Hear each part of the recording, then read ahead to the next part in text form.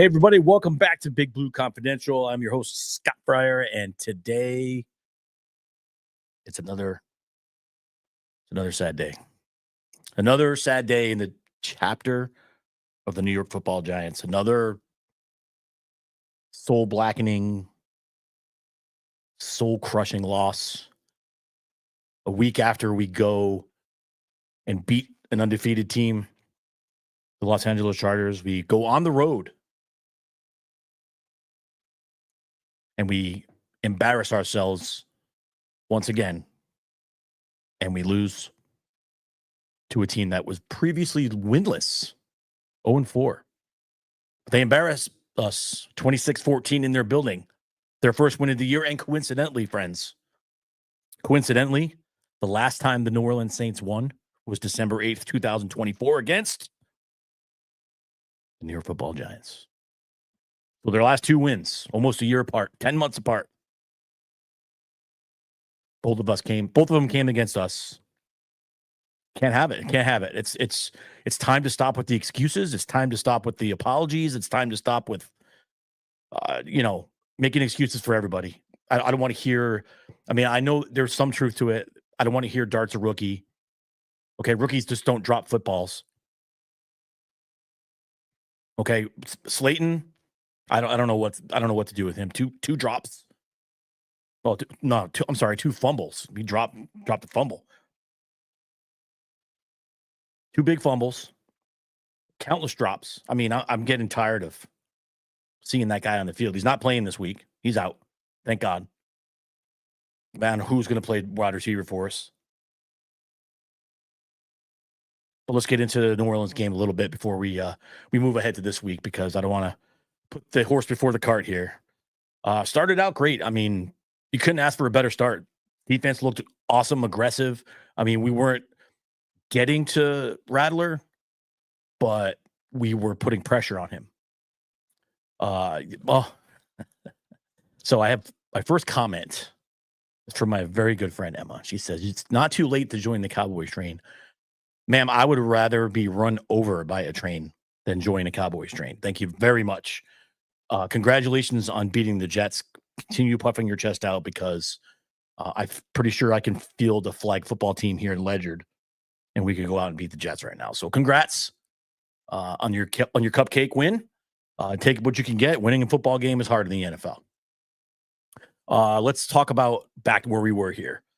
Our defense was putting a lot of pressure on Rattler. Listen, the whole entire day, Rattler looked like Pat Mahomes out there. I don't know if it was we couldn't get to him.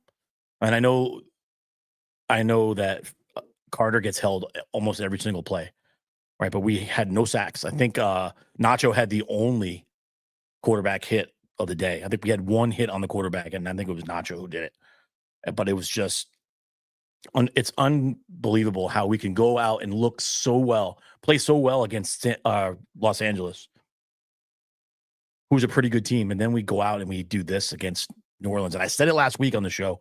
That this week is going to be a trap week, right? If we don't go out and play our best football, the New Orleans Saints are going to beat us.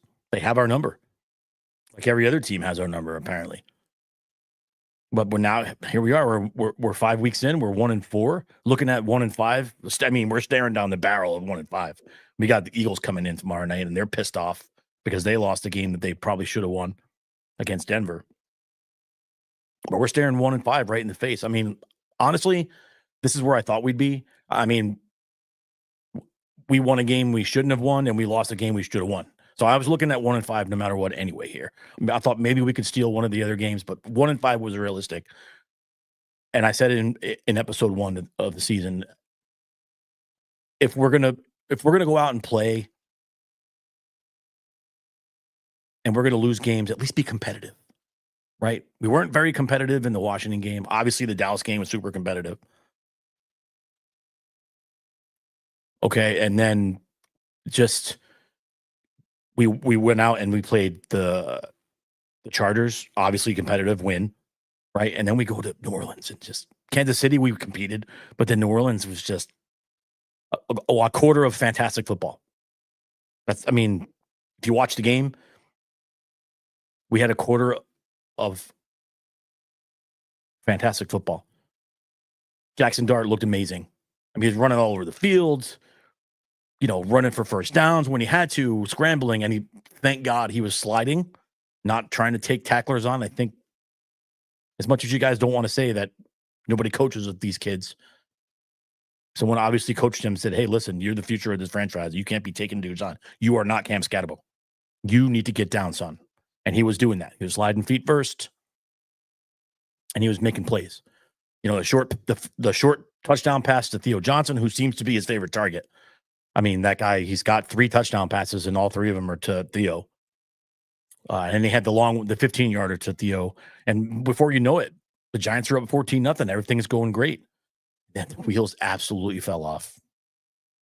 Absolutely fell off. It couldn't do anything. Saints converting big third downs. We're committing stupid penalties. Once again, I mean, we're undisciplined. I mean, I got a guy on here. Can't see your name. Is anonymous? I don't know what that means. How much do you think Scat will fall off with Tracy coming back? Honestly, I don't think at all. I feel like Scat is going to be the future back. I feel like Tracy might go play wide receiver this week because right now our numbers are really low at wide receiver. I don't know who's going to play wide receiver for us this week.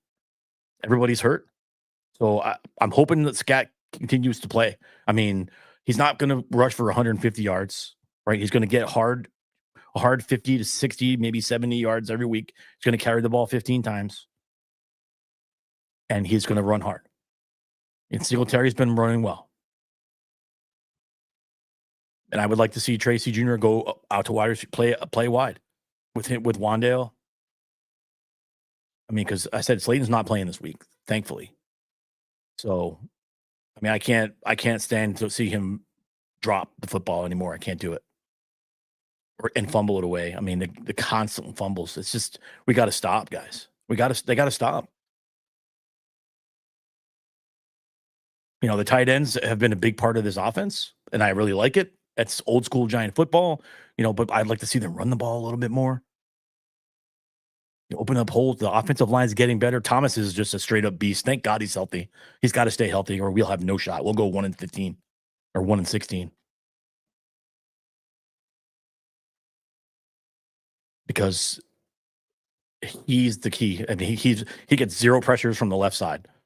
He's literally keeping Dart alive right now. He's literally life support for Jackson Dart. Because without Andrew Thomas, Jackson Dart is just going to get beaten to death. Because the rest of the offensive line, they're getting better every week. I get it. But hey, you got to go out there and do it. This is what we wanted. I wanted him to go out there. I wanted Dart to get the experience. And you know what? The loss was good. Maybe this loss was good for him. He wasn't going to go out and win every game. He wasn't going to go out and win every game. He was going to lose sometime. I didn't expect him to lose to the Saints, especially after the way we started. Yeah, Evan Neal's got to go. I completely agree with you, Max. Evan Neal's got to go. I mean, he'll be another one of those guys like Flowers who we get rid of and he goes somewhere and plays well. That's just the way it is. We have a terrible offensive line coach. I thought getting rid of the other one and bringing a new one in would help. These guys are too far gone. Neal's got to go. JMS, a little bit more improved, but he's still really bad. Still really bad. Illuminor, I think he was limited in practice. I didn't see his name on the injury list this week, so I didn't. Illuminor was terrible last week. I mean, you want to pick someone on the offensive line to blame, that's the guy you got to blame. He was penalties and holding. It was holdings and just not doing his job. Not doing his job. I do my job the way he does his job, I'm fired. Weathermen have a better success rate than Illuminor does. It was just really bad, guys. It's not good football. It's hard to watch. I do it anyway because I just like being punched in the face, apparently. So I do it because I love this team, and I'm going to stick with them. I'm going to stick with them because I know that eventually we're coming back. But sitting here and watching this is just bad football. The drop by Dart.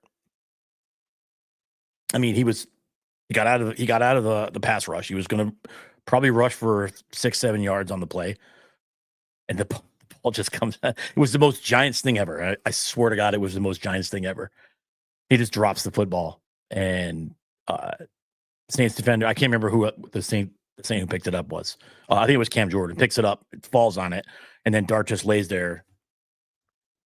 Dart was all of us at that play.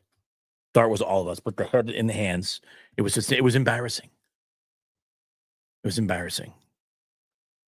And the turnovers. We talked about it. We talk about it ad nauseum every single week. The turnovers have to stop. You aren't going to win football games. You'll rarely win football games if you lose a turnover battle. And we have been losing the turnover battle. Not coincidentally, we didn't lose the turnover battle against San Diego. And what happened? They won the football game. Sorry, I keep saying San Diego. I do it every week. I'm going to say Chargers from now on. Scatterbo, 59 yards on 15 carries. And how about the pancake block? Did everybody else see that? Did anybody else see him? I can't remember who it was. I wish I could find the guy because I'm going to just tag the guy and everything. I mean, Scatterblue absolutely blew this kid up. Other than the touchdown passes, it might have been the highlight of the game. The kid's an absolute savage. I mean, he fumbled the ball, the scoop and score. That was one of the key plays of the game. Right? We had a 14-0 lead, and we let them roll off 26 straight points. And that was a defensive touchdown. I mean, he felt bad. I mean, he was actually pretty funny on the sideline, yelling at his gloves. The kid's great. I love him. I'm glad he's on our team. But man, it's really hard to watch, guys. And I know I'm not alone in this. You know, Dart had 55 yards on 7 carries. That's good. But him and Scatterbo can't be the whole offense, man. The other guys got to start doing their job. The other guys have to start doing their job. Defense, no sacks. Like I said, Rattler looked like Mahomes for most of the game, running out of every pressure. We couldn't get him. And then if you give a guy time, I don't care who you are, if you're going to give a guy that kind of time, listen, you can sit here and blame the secondary, but if you know ball, you know that if any quarterback, doesn't matter who it is, if any quarterback gets time, he's going to dice apart a secondary. If you're an NFL quarterback, and that's exactly what happened. Rattler made time for himself. He was looking downfield. He was finding, if he didn't find anybody downfield, he was hitting those intermediates in the flats. And it paid off. They were patient. And Rattler played probably his best game as a pro. You can't knock him. And they played well. I mean, not against the run. The defense, not terrible against the run. We only gave up 88 yards against the run. And it was like 6 running backs that they brought in the game. And Taysom Hill, that guy's annoying. I'm sorry. I know that Saint fans love him and whatever. That's annoying. Like, be the quarterback or don't be the quarterback. If you're the running back, be the running back. But the whole Taysom Hill thing, every single person on the field knows when Taysom Hill comes in the game, he ain't throwing it. Everybody knows it. I mean, stopping it's a different story, but everyone knows it's coming. He ain't throwing it. That just annoys me. But not terrible against the longest rush was 11 yards. I mean, it's the Saints. We should have beat them. It doesn't matter. I wish we played the Jets because that would be another win. Or I don't know. Maybe we'd lose to them. Who knows? The dart scoop, and not the dart scoop, the Catabo scoop and score, and the Shaheed 87-yard touchdown pass that he just broke away and got behind the safety, and he was gone. And nothing we were going to do was going to catch him. That was the 2 backbreakers, man. That's the difference in the game. Those 2 plays are the difference in the game. And we couldn't do anything the rest of the game. I don't know how. How did the Saints? I mean, other than us continually turning the ball over, how did the Saints stop us for 3 quarters? 3 times we stopped ourselves. I think it might have been the Scatabo fumble that was a scoop and score. We might have been either in the red zone or very close to the red zone. I don't remember. I was watching on my phone. I was at an event, a veterans event, and I couldn't really see. But I think we might have been close to the red zone if we're not in it. We might have been going in, at least getting something out of that. But the Saints shut us down for 3 quarters, and it's disgusting. I'm tired of it, guys. I'm tired of listening to sports radio, the whatever channel you're watching that's talking about football. They're just talking about the Giants. We're still the freaking joke of the league. I mean, thankfully, actually, we're not.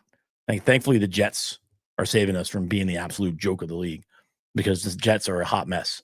We ain't far behind, right? But one thing I'm going to say this, and the one thing that I said that I would wanted to see from this team. It's one thing that there's other New York teams that don't have. Like the Yankees come to mind. There was accountability after the loss. Okay, but some of you may not want to hear it because we've been losing for so long. Scotabo ain't been here all that whole time. Dart hasn't been here that whole time. They're young kids. They're kids. They're kids. And for them to step up in front of the microphone in the locker room after that tough loss, after that absolute punch in the face on the road in a game we should have won easily, blown them out even, for Dart to stand up there and say, listen, this is on me. I take this on me. I'm the quarterback. It's up to me. Whether you believe it or not, for him to get up there and say that as him, at his age, as a rookie in his second NFL start, that's fantastic. Yeah, Bellinger had a couple of receptions. He looks good. They don't get the ball to him very much. They like to. Dart loves Theo Johnson, which listen, that kid's a stud. And he's another tight end at Penn State who's phenomenal. I mean, he's no Tyler Warren. I mean, Daniel Jones, you're welcome. For getting, you went from last year having Theo Johnson and Daniel Bellinger to having probably one of the best tight ends in the league right now. That guy's an absolute animal as a rookie. But yeah, I like Bellinger. I mean, he had that disgustingly vile eye injury a few years ago that kept him out, and he's still coming back from that, I feel like. But I don't feel like they game plan for him.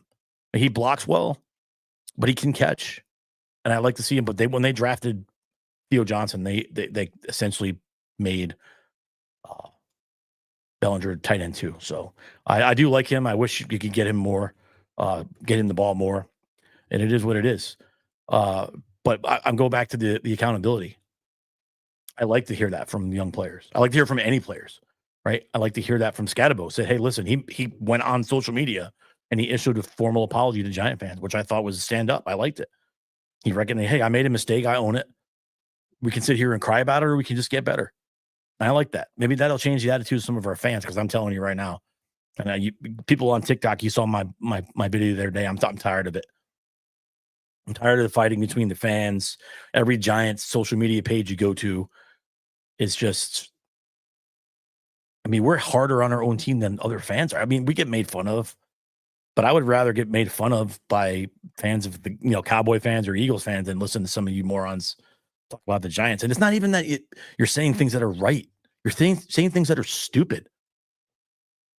Like, I'm done. I'm done with Brian Daboll right now. I'm done. I'm not gonna stand up for him. I'm not gonna make excuses for him anymore. I'm done saying, give him a chance. I mean, they're still rebuilding. I get it, but I mean, my patience is wearing out. I'm not seeing anybody get better. But to say that Dart sucks, to say that Shane doesn't know how to draft, listen, he's a rookie general manager. He's a rookie general manager. Yes, I know he's a general manager of the New York Giants. I understand this. He's a professional. I understand this. But you're going to make mistakes. You're going to make mistakes. Okay? Some of the things they've done, they've made mistakes. Drafts, I think the 2023 draft, not good, not great. But if you look at the last two drafts, 2024 and 2025, phenomenal drafts. I mean, 2025 still has to pay out, but right now it's looking pretty good. I mean, Carter is an absolute beast. And there isn't a football person around, a guy that does it for a living, or a gal that does it for a living, that's going to tell you, that won't tell you that Abdul Carter is the real deal. The core of that defense, which, hey, listen, that defense, that defensive line is supposed to be the core of that team, especially on the defense, and they were not present on Sunday. They weren't. Thibodeau didn't show up. Dex didn't show up. I mean, you didn't hear Carter's name called, but if you watch the film and you isolate Carter on every single play, you watch him get held 70% of the time. It's frustrating for him, but guess what? You're a rookie, buddy. You're a rookie. Get used to it, right? Figure it out. You got the skill. You're a tremendous football player. Figure it out. That's what good professionals do. You think Lawrence Taylor didn't get held at almost every single play? That was back then when they used to be able to do crackbacks. They used to be able to cut you at the knees. He ran through it. Okay, that's what we need Abdul Carter to be, that guy. We need you to be Micah Parsons, but better. Because you're that guy. And we need the rest of the team, right? Bobby Okereke, again, led the team. I think he had 10 tackles. Led the team in tackles again. It was like every week. But we got the defense, the line has to show up. You got to get pressure, right? This week, it don't get easier. This ain't Spencer Rattler back there. This is friggin' Jalen Hurts. Okay, this is the Super Bowl champion Philadelphia Eagles. Excuse me while I throw up in my mouth. I mean, they're coming into town tomorrow night. I mean, that could get ugly. I mean, they're coming off a loss, a brutal loss at home to the Broncos. Who, listen, after week 4, you find out who your football team is. Broncos had a rough start. They lost. I think they lost to the Colts. Jaguars beat them. I do believe the Jaguars beat them as well. But the Broncos are playing pretty good football right now. And they hung in there against Philly, and they made the plays when they had to, and they won the football game. Now, it was closer at the end with the Hail Mary. But if you're going to tell me that Philly ain't coming to this game fired up, Philly is angry about what's coming, about what they had last week, and they're licking their chops right now because they're playing the Giants. And they're like, oh, man. And don't get it twisted. Sirianni has a chance to run up the score on the Giants. He's absolutely going to run the score up on us. I said it last week. I hate that guy. He's got the most punchable face in professional sports, maybe all sport, maybe in the world. But he will run up the score on us if he has the opportunity. You know, and I said it, the title of the show this week was The Scarlet Letter. The Scarlet Letter, if you're familiar, Scarlet Letter, the girl, she wore it in shame. The Scarlet Letter this week is kind of the opposite. Scarlet Letter this week is the blue letter. It's the A for accountability. And that's what I wanted to see at the end of that game. That's what I wanted to hear in the locker room. That's what I wanted to hear on Monday. Even Dable, he blamed it on himself. He finally took accountability. It wasn't tongue in cheek. It wasn't hollow. I felt like he meant that. He knows Kafka has not been good. Kafka's been terrible. I mean, if you fire Dable right now, and I said this earlier in the season, if you fire him right now, who's the coach? Who is the coach right now? All you geniuses that want Dable gone this week, that wanted Dable fired in New Orleans and let him get his own plane back. Who's the coach? Who's coaching this team against the Eagles this week? Feel free to chime in because I already know the answer. It's nobody. Nobody's coaching this team right now. It's Brian Dable's team, period. It's the end of the discussion. Do you want Kafka coaching the team? No, because he's probably worse. It's not a secret that every coach we've had in the last, 8-9 years, it's not been good. It's not been good. You know, Tom Coughlin, you guys try to run him out of town before the Super Bowl. The year we won the Super Bowl, we started the season 0-2 in 2007, had a miracle win in Washington, a goal line stand. You guys are ready to run that. We lost that game. You guys probably would, the media, WFAN, those channel, ESPN radio, they would have run him out of town. They were ready. They were chomping at the bit, just like you're doing with Dable. Different situation. That was a way better team than we got right now. But the team wasn't playing. We had arguably the greatest running back we've ever had in our franchise quit football, retire from football because of Tom Coughlin. And I don't know what changed, right? You had Michael Strahan, again, top 3 defensive player we've ever had, maybe 2, maybe number 2 after LT. Almost retired too because of that. But he decided to give it one more go. Missed the entire training camp. Showed up week 1. And then he was a difference. And by the time he stretched out, he was a difference in that week. But my point is, you tried to run Coughlin out of town before he had a chance to build something there in New York. In New York, and what did he do? He only won 2 Super Bowls. He only beat Brady twice, Favre, Romo. When Matt Ryan was a home game, you beat Favre, you beat Aaron Rodgers, Brady twice, all on the road. That's all. But I just want to know, from all the people that are so smart out there, all the people that think they have the answers, who is the coach? Who are we hiring as the coach in the middle of the season when we're 1-5? They fired Dable tomorrow night after the game, after we get the brakes beat off us tomorrow by the Eagles. Saquon rushes for 250 yards and 3 touchdowns. Who is going to be the coach of the Giants? I already know the answer. It's Brian Dable. He's going to stay the coach. You want to fire him at the end of the year? Sure. I'm telling you right now, Shane's not going anywhere. He's not. Because you cannot start with a new GM. You cannot start with a brand new everybody and expect instant results, because you set it back 5 years at the most. Minimum 3 or 4 years. But coaching in the NFL matters. Look at right now what's going on with the Jacksonville Jaguars. Coaching matters. They have a good coach. The Indianapolis Colts, they have a good coach.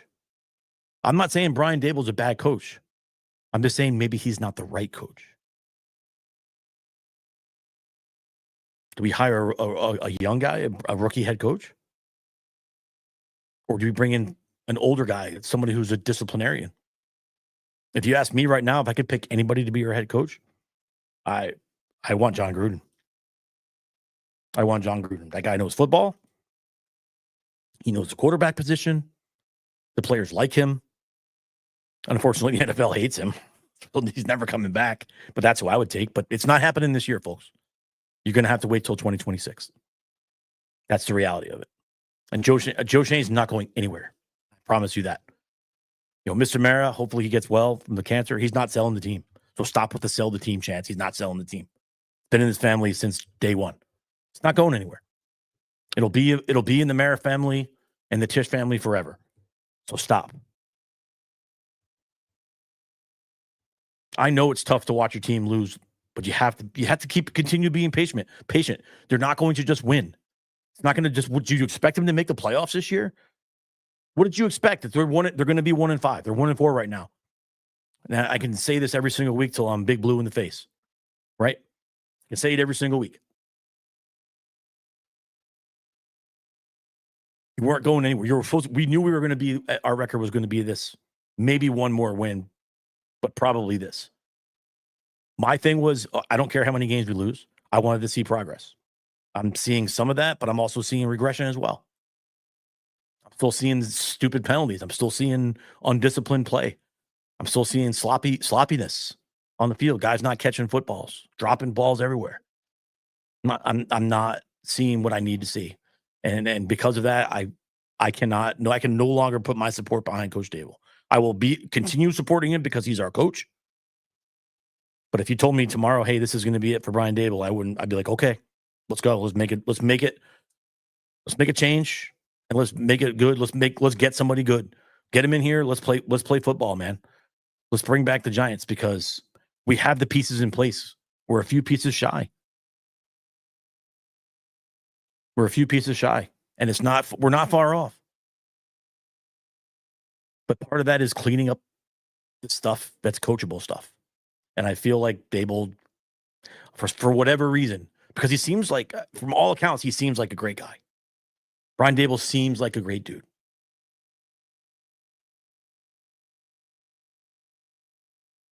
He's likable. He's funny.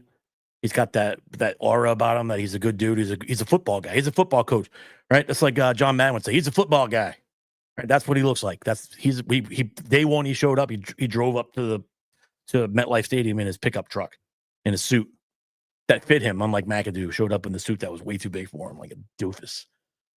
Right? That's where this all started. We hired McAdoo, who was the absolute worst coach we've had since Ray Handley. I know we had a pretty good. He got gifted a team. That's why we had a little success with Magadoo. But he did the unforgivable, and he benched Eli Manning out of spite. He benched Eli Manning and broke the streak out of spite. And I will never forgive him for that. And I hope I never get to run into that dude in a dark alley. So my whole point, again, what are you doing with the coaching if you fire Dable? It's easy to sit here and be Monday morning quarterbacks and say, fire this guy, fire that guy. You know, I'm guilty of it too, especially with the Yankees. I mean, what do you want to do? Now, I'm reaching out to all of you right now. I'm asking you, I'm looking you in the eyes, and I'm saying, we fire Dable, we lose to the Eagles tomorrow night, and then Friday morning you wake up and it says Brian Dable is out as coach of the New York Football Giants. Who is your quarterback? Who's your coach? You have the answers for everything else. You want him fired. So let's go. Tell me who. Everybody's got a smart answer for everything. Right. And that's what I said on my video that I put on my TikTok the other day.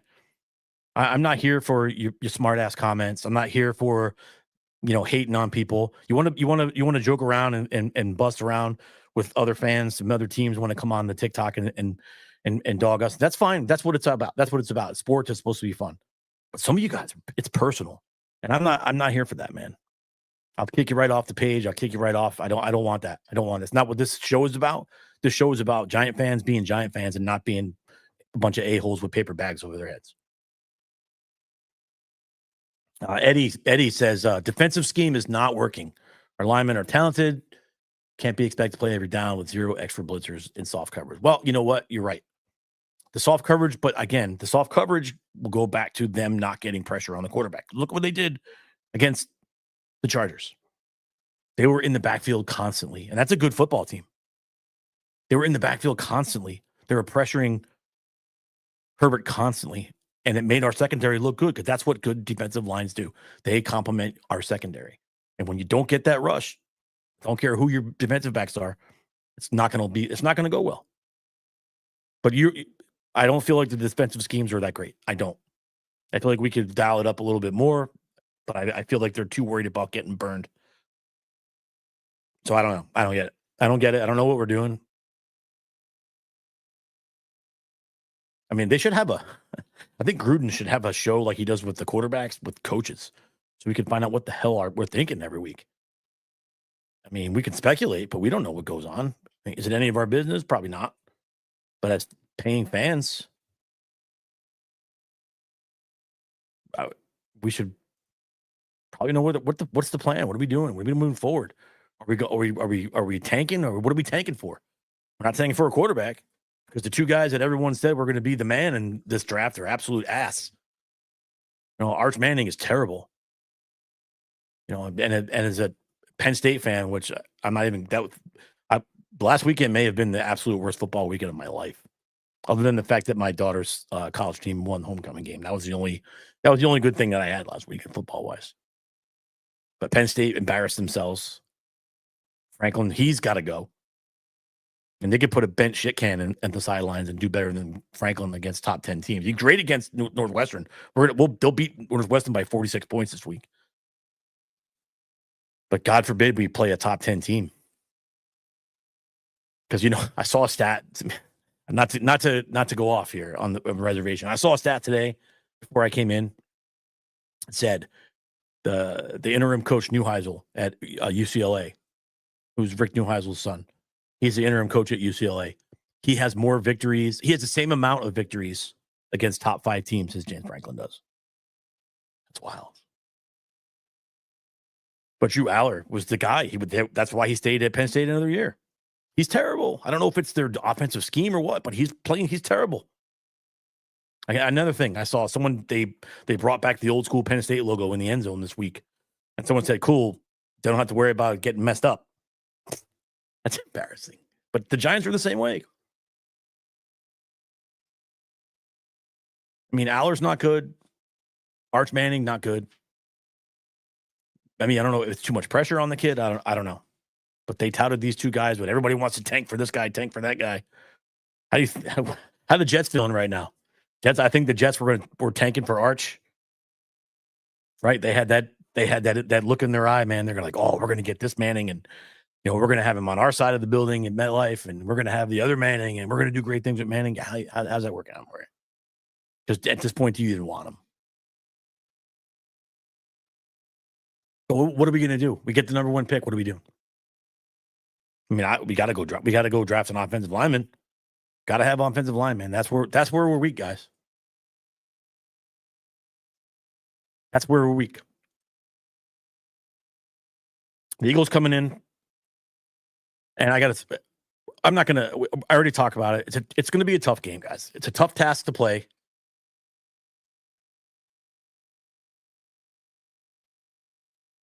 It's a tough task to play against this team because they're good at everywhere. They have great receivers. They have good tight ends. They have a very good quarterback. I don't think that Jalen Hurts is an elite quarterback. I think he's a very good system quarterback.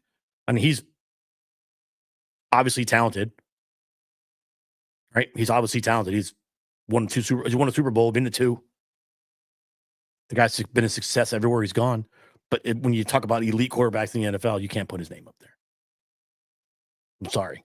Eagles fan, you can hate on me all you want, and you can wave your cheesesteaks in the air at me and shake your fist, but I don't give a shit. He's not an elite quarterback. He does what he needs to do to win football games. And I wish we had that guy. And I feel like we're going to have that guy. We do have that guy, but he's not that guy yet. I've seen shades of it from Dart. I've even said it that Jackson Dart looks like a very young, raw Jalen Hurts. And if you told me that Jackson Dart was going to have the same success as Jalen Hurts, that I'll sign up for that every time. But don't sit here and tell me that guy is elite, because he's not. We can debate that another day, and we'll do that on TikTok or wherever, but not here, because I don't want to talk about the Eagles. Eagles are probably going to kick us in the face tomorrow night. It's going to be ugly, but you know what? Show up and show out, guys. I wish I could go. Thursday Night Football killing me. My job is in a very critical state right now. I can't afford to take the day off Monday, and there's 0% chance I'm coming home at 3:00 in the morning and then rolling into work at 5 a.m. after the Giants get beaten by the Eagles, and I have to drive home 3 hours. Eddie says Carson Beck. I'm not sold on that guy. I'm not sold on Carson Beck. To me, is Johnny Manziel 2.0.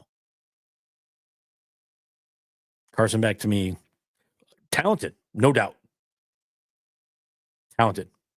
But I don't think he's headspace wise. I don't think he's what you want. Because I feel like he does what he does for the wrong reasons. Does that make sense? Like, do you guys understand what I'm saying there? Like, I feel like Carson Beck does things because he does it for Carson Beck, and he doesn't do them for the team. Like, he doesn't do it. Jackson Dart does what he does for the team. And that's one of the reasons I like him. He's got poor intent. Quentin Johnson. Oh, I just found this out. Here you go.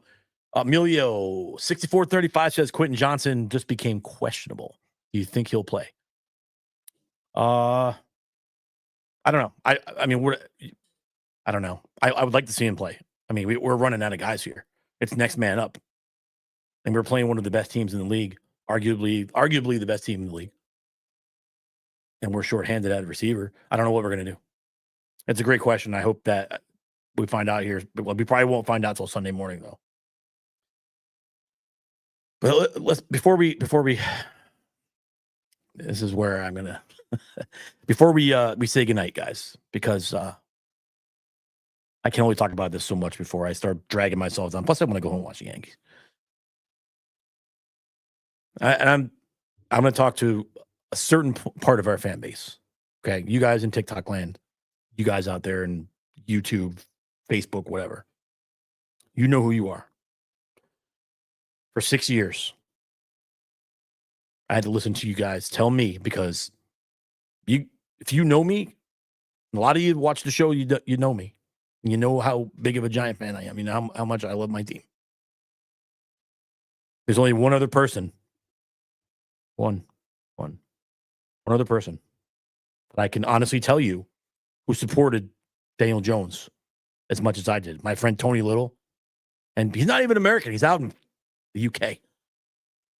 Me and him are the only ones, man. We were the two members, three, because probably DJ's mom. We're the three members of the Daniel Jones fan club. I have two Daniel Jones jerseys. I have a sweatshirt that says Jones with 8 on the back. I mean, you knock the guy for 6 years. All you did was talk shit on him. All you did was talk bad about him, and all you did was knock. And I get it. He didn't perform well. He did not perform well. But this team, this franchise set him up for failure the entire 6 years he was here. Yes, he backed the organization into a corner. He backed the organization into a corner in his contract year by having a very good season. Was it a great season? Nope. Was it an elite season? Nope. Did he take them to the playoffs and, by the way, win a playoff game? Did he win a playoff game on the road against one of the best teams in the league? Yes, he did. And he backed them into a corner by having that season because there was no other options at quarterback. None. Zero. So he forced the Giants' hand, and the Giants had to choose. The Giants had to choose between Saquon Barkley and Daniel Jones. And if you're going to sit there and tell me that a running back in the NFL, that a running back is more important than the quarterback position, well, you're a moron. You are a moron because you don't know anything about football. That's why Saquon Barkley didn't get the money he wanted. That's why they re-signed Daniel Jones, because a quarterback is the most important position on the team. End of discussion.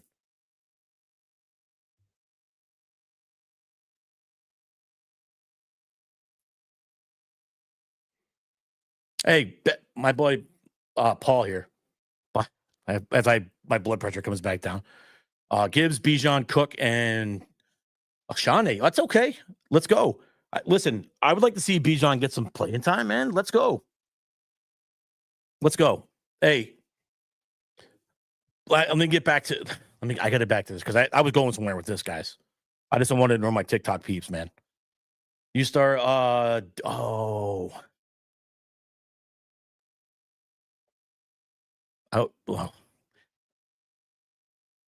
Let's start DJ. You want AJ Brown? Is that what you're asking? Or Diggs? Who are the Patriots playing this week? I don't know. But anyway, I don't have time for fantasy this week, guys. Listen, let's get back to this Daniel Jones thing. That guy was obviously. You want to kill Gettleman for all the things he did. He did a lot of things that were dumb. He saw something. He saw something in Daniel Jones that made him pick him 6 overall. Not the greatest pick not the proudest moment of my life. And every actual Giant fan who's been around, who's not a complete moron, will tell you, probably not the greatest pick we've ever had. But he's a solid quarterback, man. We saw flashes of it the whole time he was here, but we didn't do that guy right. Yeah, we paid him a lot of money.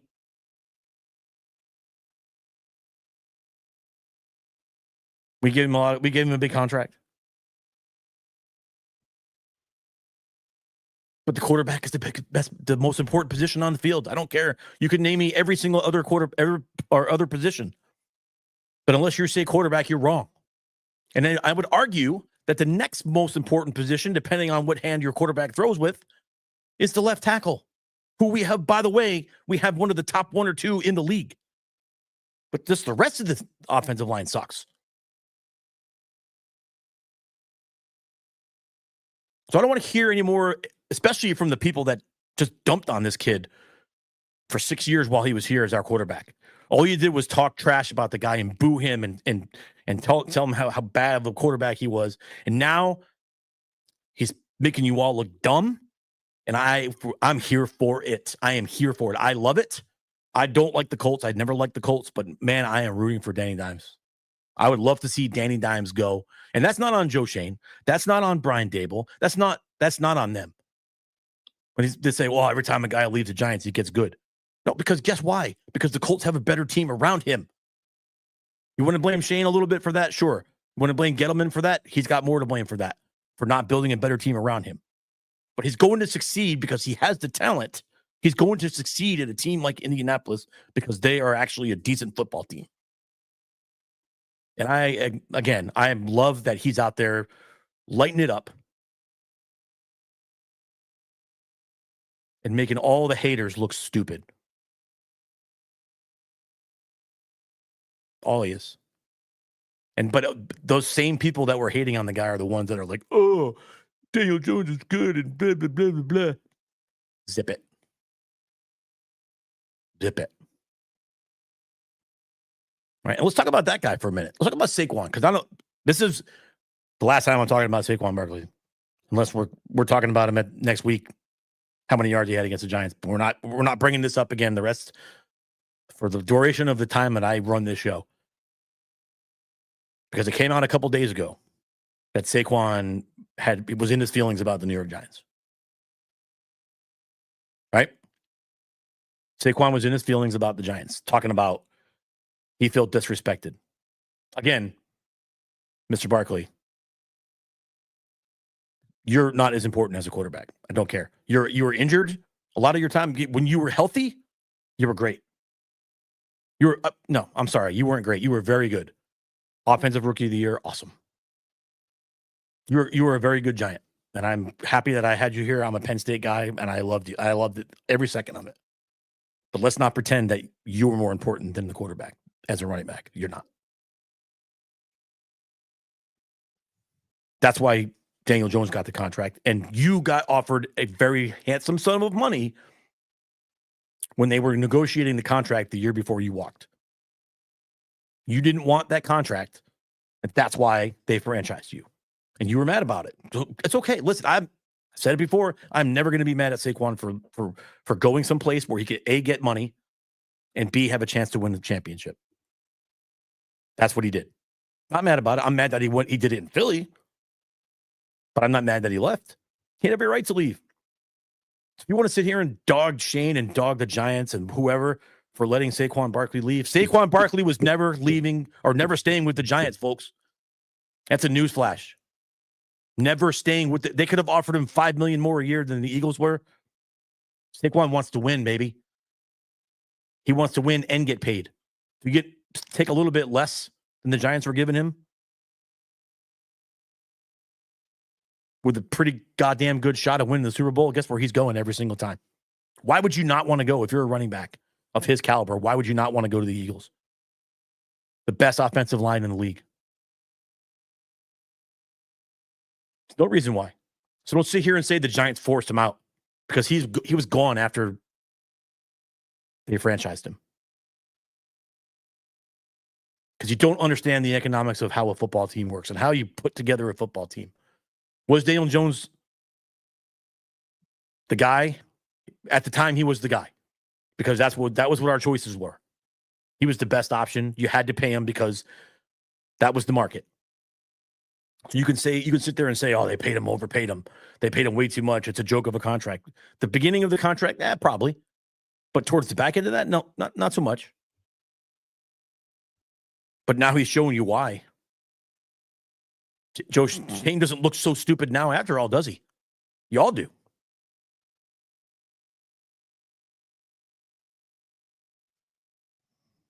Just saying, guys. Sometimes you guys don't taste your words before you spit them out. You just come on here and you say dumb things in the heat of the moment, and you don't think about it. I've been watching football a long time, man. I know what I'm talking about. I'm not an expert, but I'm pretty goddamn smart about the game, because I've been watching football for 50 years. I'm 55 years old. I've been watching football since almost 49 years, as I can remember. Okay? A lot of it. I've seen a lot of bad football, and I've seen a lot of good football in my time. This Giant team, not the worst I've ever seen. Pretty close, but not the worst.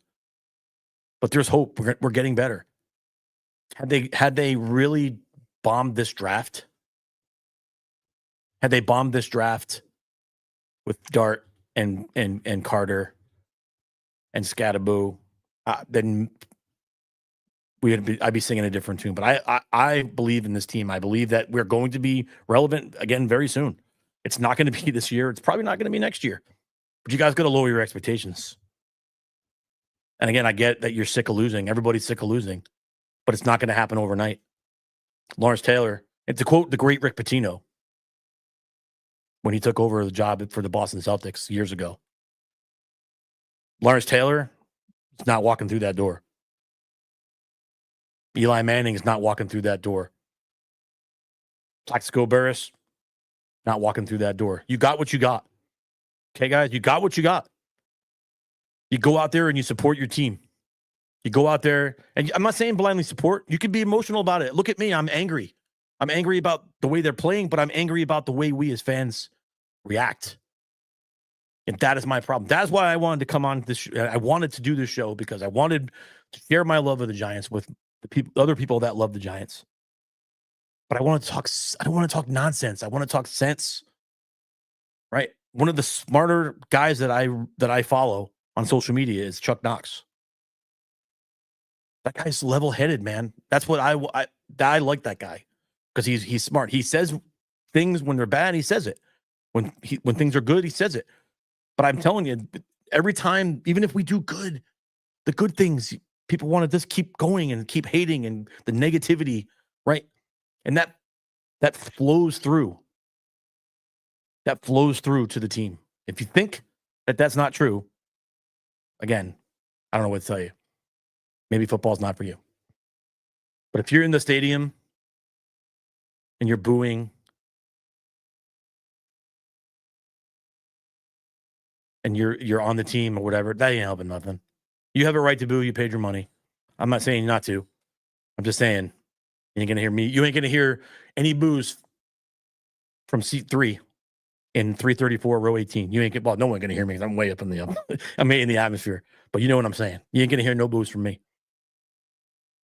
Disappointment, yes. Boos, no. That's where I'm at. I'm not taking it out on the team. I'm taking it out on our idiot fans who just can't, for once, be happy when something goes our way. You got to knock something down. I just see people on TikTok. I see the social media pages saying that Jackson Dart's a bust. How do you know Jackson Dart's a bust after 2 weeks? Because he made 2 mistakes as a rookie. He made 1 mistake as a rookie. He dropped the football. Unexcusable. No excuse. The whole he's a rookie thing, not an excuse. It's a bad football play.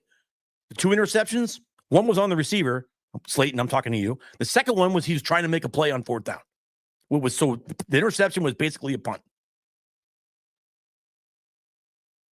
Do you watch the games? Do you watch? Do you pay attention, or are you just looking for something to hate on? Because that's what I see. I see people looking for something to be angry about. It's like we're Jet fans. Ew. That's what drives me the most insane. Is that y'all act like Jet fans, man. Because the Jets suck. They're terrible. They're never going to be good, ever. Right? They haven't been good since before I was born. And like I said, I'm 55. And they ain't going to be this year because they're the worst team in football. And that's why I say, do you want to go out and get a rookie coach? Because if you don't get the right guy, you're going to end up like the Jets. Aaron Glenn, who I love and respect, I think that guy was a tremendous football player. Not a great coach so far. I mean, you can't judge a guy by five games. But he went out there and he said, we're going to do this. We're going to do that. He ain't done it. We're going to cut down on the mistakes. If anything, he made more. The discipline's not there. There isn't one good thing. If you're a Jet fan, there's not one thing right now, not one, that you can look at and say, man, I'm glad we got that guy. I challenge you to say that. Because you can't. You can't. But as a Giant fan, you can. There's a half a dozen reasons why it's good to be a Giant fan right now. Why you should be excited to be a Giant fan right now. I'm not saying you got to go out and cheer and stomp and be excited, because that's not the case. What I'm saying is you have a reason to be excited about the future, because we have the young kids in place. We have Scadaboo. We have Dart. We have Carter. We have the good talent guys. We have Dexy. We have Burns. We have Bobby O. I mean, we have Tibbs. I can go on and on. You aren't the worst team in the league, but you act like the worst fans in the league. And that's what bothers me. And Rich, I see you. It amazes me that the hardest things to do is as a young quarterback to throw the football away. Yeah, I get that. But on that play was 4th down. The specific play I'm talking about was 4th down. And it was like 4th and 12, I believe. I'm trying to remember replaying in my head. It was 4th down. He was trying to make a play. We're losing by 2 touchdowns close to the end of the game. That interception made no difference. The fumble, huge difference. The 2 interceptions, 0 difference. Other than the fact that it was in Saints territory the both times. But the second one towards the end of the game, it was just like a punt. It was fourth and long, trying to make a play, ran to his right, threw the ball downfield, just threw it to one of the Saints, whatever. I don't care. Jackson Dart's not the reason we lost that football game, guys. He's part of it. He's the quarterback, right? You're going to blame Daniel Jones for every single loss we had in the last 20 years, or last 20 years. I have a thing with saying 20 years for some reason. For the last 6 years, you want to blame Daniel Jones for, even when the defense blew it, it has to be Daniel Jones. You can't abstain from having Dart take some of the blame. Because again, the wind knocked the ball out of his hand in a dome. There you go. That's the most giant thing that could have happened. And then Scattaboo drops the ball at the line of scrimmage in a mass of people, and a guy comes out with the football and runs 78 yards in the other direction for a touchdown. Backbreaker. I wanted to flip tables over, but I was at an event with a bunch of vendors and I couldn't do that. But I digress. Anyway, guys, listen. If you don't know me, if you're new to the show, and you're just tuning in or whatever, and you're seeing this, I'm very passionate about this, just like a lot of you are.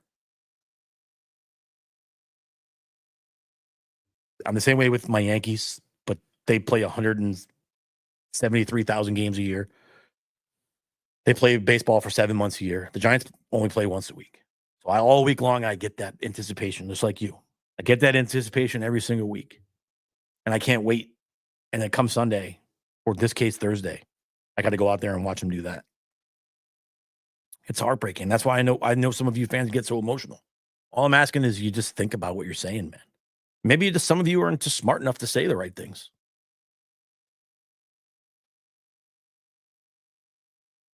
But it's just like everything else. And before you open your mouth and say something, look it up.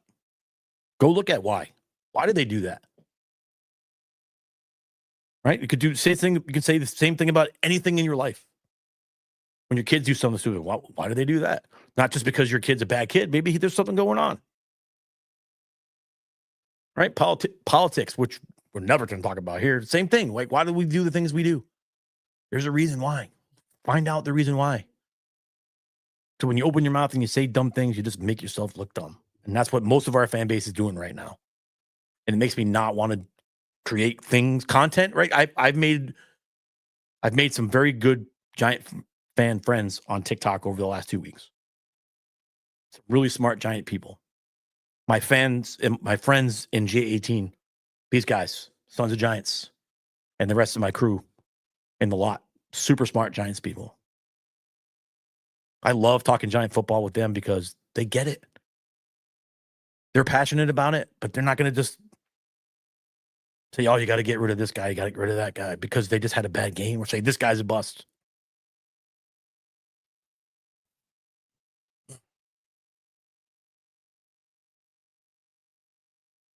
Maybe we got a miracle left in us. We had a miracle last night in the Bronx. Down 6-1, win the game 9-6. Maybe we'll get one tonight. And then maybe we get one over across the river in the Meadowlands tomorrow night. Not counting on it.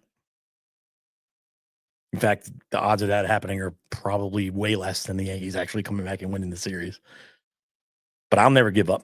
As long as there's a breath in me, baby, I will never give up on the New York Football Giants, ever. That's a promise. And when I die, I want the Giants players to come be my pallbearers so they can let me down one more time. Anyway, I hope you guys have a great week so far.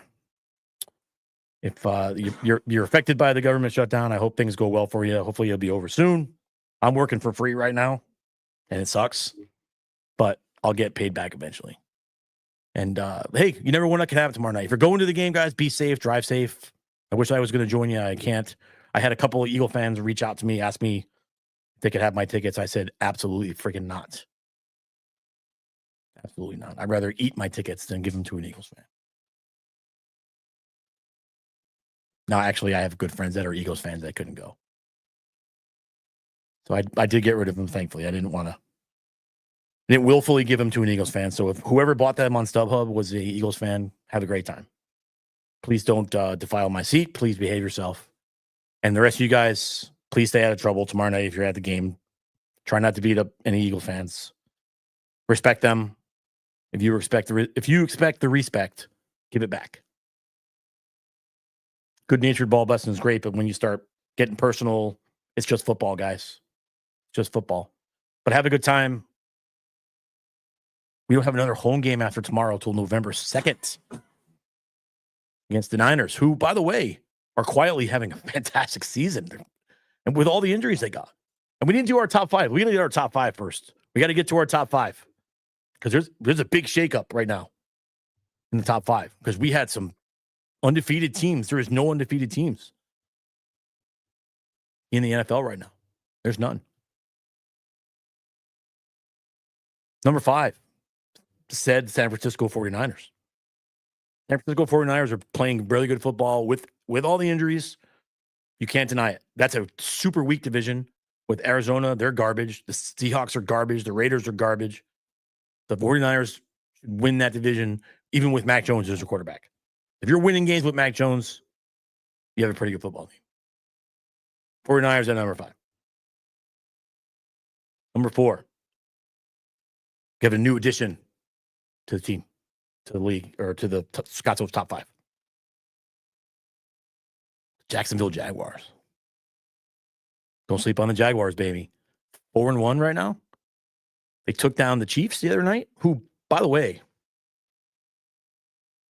we're talking about how the Chiefs aren't very. They blew out the Ravens, and I put them on my top 5 last week, but the Ravens are not good. They have a lot of injuries. Jamar. I'm going to Jamar Chase. I was going to say, Lamar is hurt. Like 2/3 of their defense is out. They're going through it right now. When everybody gets healthy, they'll be good again. But right now, so that victory that the Chiefs had against the Ravens does not look as good as it did on the surface. So the Chiefs are out and the Jaguars are in. I love to see it. You like to see Trevor Lawrence, and how about just the way the defense plays? How about the way that they play as a team? That's what I love to see. They have a nice young coach. You have some fantastic players, and I'm here for it, man. I like to see them make some noise because that's a tough division. It was either them or the Colts, but the Colts. I don't know. I need to see them beat somebody good first before I put them in the top 5. I gotta fix my. All right, sorry. I had to fix my TikTok there. Number 3, the Buffalo Bills. Yes, they lost to the Patriots. Did not play their best football game, but I still believe that the Buffalo Bills are a top team in the AFC and at the top of the league. At number 2, again, even though they lost, the Philadelphia Eagles.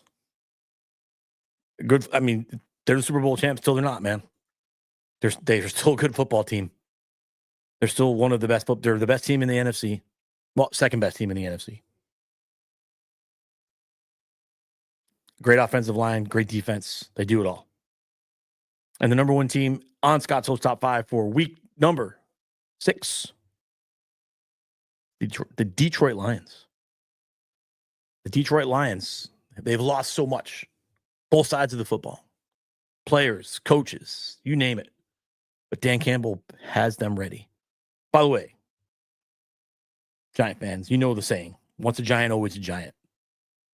Dan Campbell, baby, once a Giant, always a Giant. He's a fantastic coach, and a guy I wish we could steal him from Detroit. What are the odds? We can steal Dan Campbell from Detroit. Bring him over to the Giants. That would turn us around pretty quick. What do you think, guys? But Detroit has got it all, man. They got it going on. They look right now, again, this has been the story for the last 2 years with the Lions. They played really, really well at the beginning of the season. And they kind of fade out once the playoffs start. But I'd be interesting to see how they're going to do it. But right now, you'd be hard-pressed to find another team playing better than the Detroit Lions. They're scoring a ton of points, too. Ton of points. They're going to be hard to beat, especially if they get home field advantage in the playoffs. So that's still a long way away. We're heading into week number 6. Giants Eagles tomorrow night on who even has the Thursday night? Is it Amazon Prime? Get your shit together, NFL, by the way. Please get your shit together because these Thursday night games are garbage. I mean, the matchups are good, but nobody wants to watch a game on Amazon Prime. Like, who has Amazon? Does everybody have that? What happened to the days where you could just turn on NBC and CBS and Monday Night Football on ABC and maybe ESPN to a degree? But why do we have to have 13 different streaming platforms to watch a freaking football game? NFL's got to get their shit together, man. Because I'm telling you, I know it's the most popular sport, money-making sport in the league. That's because of gambling. But you got too many hands in the cookie jar, man. Eventually, that's going to come back to bite you. And if the NBA is feeling that effect right now. But you got to get it together. Like, make it a one-stop shopping, right? Have the games on CBS and ABC, and then Sunday Night Football on NBC. But pick one of the others. Stop with the Apple or Amazon or YouTube or whatever, because it sucks. It's hard. Baseball's in the same thing. It's even worse. Like, I don't even know. I have no idea what channel the freaking game's on. I got to search 75 different channels to find the freaking playoff game. It's awful. But yeah, I'm just going. I'm on one tonight. I'm telling you. So anyway, guys, I appreciate you watching. I really do. Next week we'll be back. We'll wrap up. Put a bow on the Giants, Eagles.